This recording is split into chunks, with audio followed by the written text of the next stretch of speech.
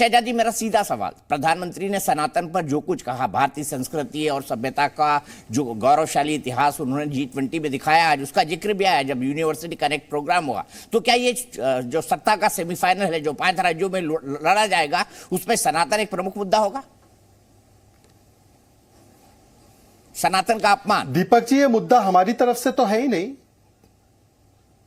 ये मुद्दा हमारी तरफ से तो है ही नहीं। चरण जी जहां से आते हैं उसी मुंबई में तय किया गया।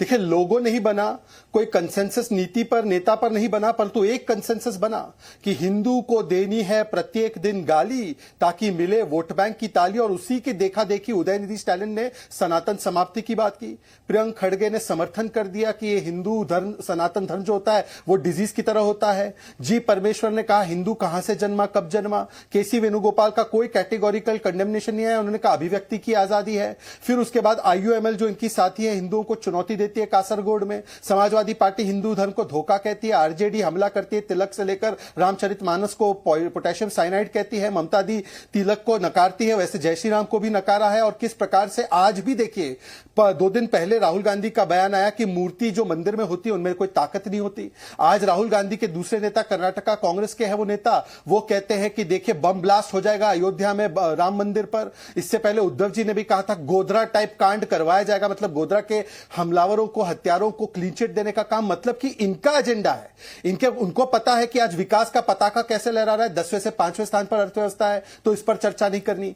विकास के बाद विज्ञान का पताका चंद्रमा के दक्षिणी ध्रुव पर है, उसको हमने शिव शक्ति पॉइंट बोला, उसका भी विरोध किया। और आज भारत के विश्वास का पताका G20 से लेकर एक गगनचुंबी प्रभु श्री राम का मंदिर बन रहा है, तो उसको हमला करने के लिए प्रत्येक दिन में हमला किया जा रहा है। और ये वही लोग है ना, हिंदू विरोध का कांग्रेस का लंबा चरित्र है। प्रभु श्री राम का विरोध, उनके अस्तित्व का विरोध, उनके मंदिर का विरोध, तो ये लंबा इतिहास रहा है कांग्रेस पार्टी का। और आज उन्होंने ही इसको गठबंधन का विषय, पवन मुड़ी ने कहा है, इनके मंत्री पवन मुड़ी है, उन्होंने कहा यह हमारे गठबंधन का स्टेटेड एजेंडा है। और कोई भी कैटेगोरिकल कॉन्डेमिनेशन अभी तक राहुल गांधी का, अखिलेश यादव का, तेजस्वी यादव का, अरविंद केजरीवाल का नहीं आया। मैं रिक्वेस्ट करूंगा, समय में रहे अपने, ज्यादा बेहतर होगा। आप 90 सेकंड में अपनी बातों को समेटने की कोशिश करें, बेहतर डिबेट होगी, दर्शकों की भी रुचि बढ़ेगी। चरण सिंह सापरा साहब, सनातन और हिंदू विरोध, क्या यही इंडिया का एक एजेंडा है, जैसा DMK के एक मंत्री ने कहा था कि इस पर तो सहमति बन चुकी है कि हिंदू और सनातन का विरोध होगा?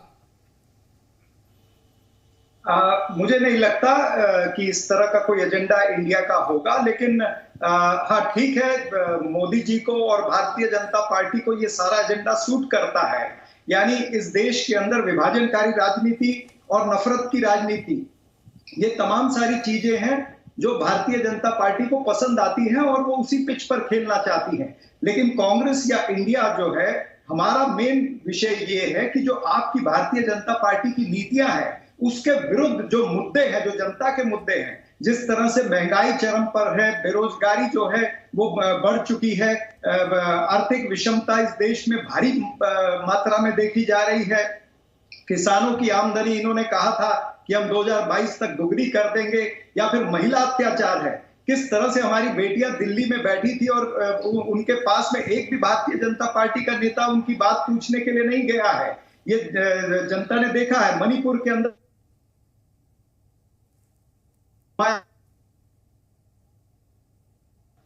वहां पर ये दंगे चले और कई 100 लोगों की मृत्यु उसमें हो गई, हजारों लोग उसमें बेघर हो गए, लेकिन फिर भी देश के प्रधानमंत्री ने या भारतीय जनता पार्टी ने उस मुख्यमंत्री को नहीं हटाया, उस पर कोई एक्शन नहीं लिया, उसको बचाने की कोशिश की है।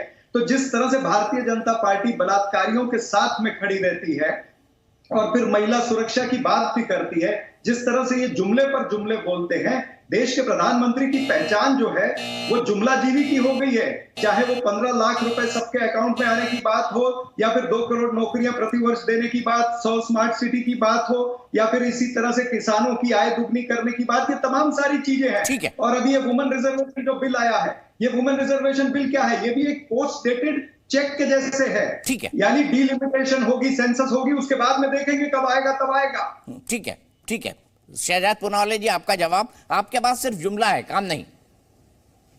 जी, देखिए, अभी उन्होंने शुरुआती दौर में नफरत की बात की। मद्रास हाईकोर्ट ने उदयनिधि स्टालिन के बयानों को नफरत घोषित किया है और सुप्रीम कोर्ट ने नोटिस जारी किया है। क्या आज चरणजीत सापरा जी उदयनिधि स्टालिन के बयान को नफरत घोषित करते हैं? सनातन को समाप्त करना मतलब क्या? औरंगजेब और गजनी की तरह मंदिर तोड़ना, तलवार की नोक पर धर्मांतरण कराना, जिजिया लगाना, यही तो सनातन समाप्ति। और ए राजा ने क्लैरिफाई कर दिया कि हिंदू धर्म मेनस है, ये सब उनकी तरफ से आ रहा है। चलिए छोड़िए इस बात को। मंदिर में जो मूर्ति होती है वो शक्ति नहीं होती है उसमें। अरे मैं तो भारतीय मुसलमान हूं, पर फिर भी मैं राम जी की मूर्ति देखता हूं तो मेरे मन में गदगद ऐसा भावना पैदा होता है कि कितनी शक्ति उसमें से निकलती है। गणेश जी की मूर्ति के सामने चरणजीत जी नहीं जाते। छोड़िए उस मुद्दे को। उन्होंने 3 मुद्दे गिनाए, महंगाई, महिला और प्रॉमिसेस। तीनों पर मैं पूछना चाहता हूं चरण जी, हिमाचल प्रदेश में जब से आपकी सरकार बनी है 6 रुपया डीजल का बढ़ाने का फतवा जारी हुआ है, बताइए क्यों बढ़ाया आपने? कर्नाटका में दूध के दाम बढ़ा दिए, बताइए क्यों बढ़ाया आपने? आपने कहा 200 यूनिट फ्री देंगे कर्नाटका में, आपने 2.89 रुपीस बढ़ा दिया वहां पर टैरिफ इलेक्ट्रिसिटी का। आपने कहा कि हिमाचल में 300 यूनिट फ्री देंगे, 22 पैसे वहां पर बिजली के बढ़ा दिया। आपने 1500 रुपए का वादा किया था, एक बीच में मत बोलिए, 1500 रुपए प्रति महिला को देने का वादा किया था। बता दीजिए कितने महिलाओं को दिया? राजस्थान में किसानों को 19,000 किसानों की जमीनें हड़पी गई। आपने कहा किसानों की कर्ज माफी होगी, बताइए कितने किसानों को मिला? वहां पर पेपर लीक जो लगातार हुए, 15 पेपर लीक हुए, सचिन पायलट सड़क पर आ गए। और आखिरी बात महिला के विषय में, मान्यवर, आज की घटना है सीकर में 10वीं कक्षा की बच्ची को गैंगरेप करके कुएं में डाल दिया। कहां है राहुल गांधी का स्टेटमेंट? बिहार में दलित महिला पर पेशाब किया गया, उसको पीटा गया, निर्वस्त्र किया गया। कहां है पूरे इंडी गठबंधन का स्टेटमेंट? कहां है हनुमानगढ़ में एक महिला विक्टिम थी रेप की, उसकी शिकायत को नहीं सुना पुलिस ने, उसको आत्महत्या करनी पड़ी, वो बेचारी महिला हमारे बीच में नहीं है। कहां है आपका स्टेटमेंट और आक्रोश? राजस्थान नंबर 1 है। दिव्या मदेरणा आपकी विधायक बोलती है कि मैंने शिकायत दर्ज की है, उस पर कार्रवाई नहीं होती। रोहित जोशी पर कार्रवाई नहीं होती। राजेंद्र गुड़ा को मंत्री पद से हटा दिया क्योंकि वो मंत्री महिलाओं की बात करना चाह रहे थे। मान्यवर, जरा आईना देखकर बात कीजिए। ठीक है चरण सिंह साहब, मेरे सीधा सवाल, राहुल गांधी ने कहा मंदिर में बैठी हुई मूर्तियों की तरह निर्जीव, तो क्या मंदिर में भगवान राम का जो विग्रह रखा होता है, भगवान कृष्ण का जो विग्रह रखा होता है, या गणपति पंडाल जो सजे हुए हैं उनमें आप जाते होंगे, गणपति बप्पा मोरिया जरूर बोलते होंगे चरण सिंह सापरा साहब, वहां की सभ्यता और संस्कृति है, तो क्या ये मूर्तियां निर्जीव होती हैं, कोई जान नहीं होती? देखिए, मैं आपको बताऊं कि हर एक व्यक्ति की धर्म में आस्था जो है वो अलग अलग होती है। सर मेरे सवाल का जवाब नहीं हुआ ना ये चरण साहब। मेरी बात पूरी होती है, लेकिन आज सवाल ये है कि क्या हम सनातन धर्म की बात करेंगे या धर्म की बात करेंगे या इस तरह से मूर्तियों की बात करेंगे, तो क्या उससे पेट्रोल जो है वो 106 रुपए से घट करके क्या वो 35 रुपए हो जाएगा? क्या डीजल 100 रुपए से घट करके वो 40 रुपए हो जाएगा? क्या जीवन आवश्यक वस्तुएं जो महंगी हो चुकी है क्या वो सस्ती हो जाएंगी? क्या गैस का सिलेंडर 1100 रुपए से 400 रुपए हो जाएगा? यानी इस देश के जो मूल मुद्दे हैं उस पर भारतीय जनता पार्टी को चर्चा ही नहीं करनी है।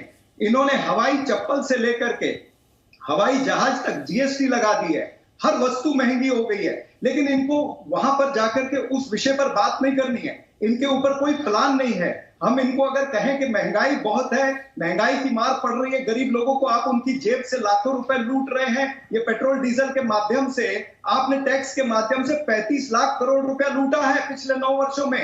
अगर हम ये बात कहते हैं तो ये इधर उधर की बात करते हैं, राजस्थान का एक वाक्य गिनाएंगे या हिमाचल का एक वाक्य गिनाएंगे और उस बात को रफा दफा करने लगते हैं। मूल बात यह है, ये सारी चर्चाएं आपने कर्नाटका के चुनाव में भी की, आपने हिमाचल के चुनाव में भी की, लेकिन लोगों ने आपकी बातों को खारिज कर दिया। आपने बजरंगबली का भी मंत्री को भी उन्होंने उस किस्से पर भी चरण सापरा साहब मेरे सवाल का जवाब नहीं हुआ, ये मेरे सवाल का जवाब नहीं हुआ।